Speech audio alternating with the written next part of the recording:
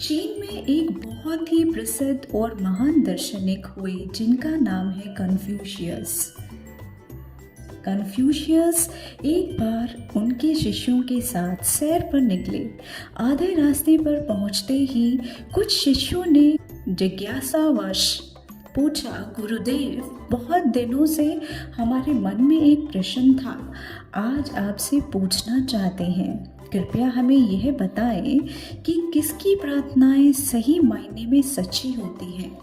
Confucius ने तुरंत जवाब देते हुए कहा, मेरी नज़र में लिंची ही एक सच्चा साधक है जिसकी प्रार्थनाएं भगवान रोज सुनते हैं। सभी शिष्यों के मन में लिंची का नाम सुनते ही उनसे मिलने की इच्छा और उत्सुकता हुई। अगले ही सुबह कुछ शिष्य लिंची से मिलने उसके गांव के लिए निकल पड़े। जब उन्होंने देखा कि लिंची एक साधारण सा किसान है तो शिष्यों के मन में थोड़ी आशंका हुई, लेकिन कन्फ्यूशियस के शिष्यों को तो प्रार्थना के मंत्र ही चाहिए थे।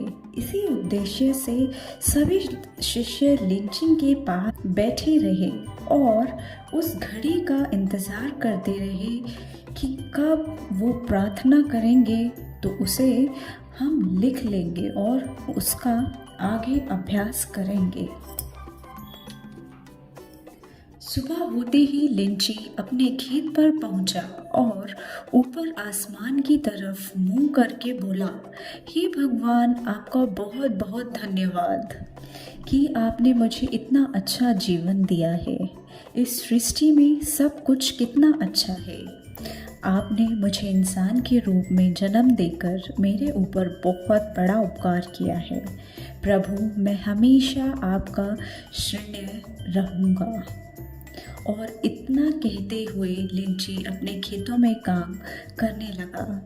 जब उसने दिन भर कोई प्रार्थना नहीं की तो शिष्य निराश होकर अपने कन्फ्यूशियस के पास लौट गए और सभी ने बोला, गुरुजी, आपने हमें किस इंसान के पास भेज दिया था? लिंची ने तो बस एक ही वक्त प्रार्थना के लिए इस्तेमाल किया और ना तो उसे पूजा अर्चना की और ना ही किसी प्रकार का बड़ा पाठ किया।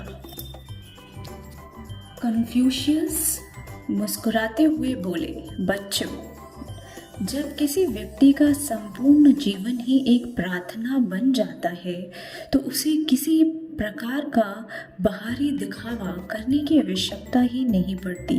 सच्ची प्रार्थना तो मनुष्य के अंदर जन्म लेती है और वह मनुष्य के विवेक पर प्रकाश डालती है और आगे वही ऊपर वाले भगवान, ईश्वर या कहीं परमात्मा तक पहुंचती है।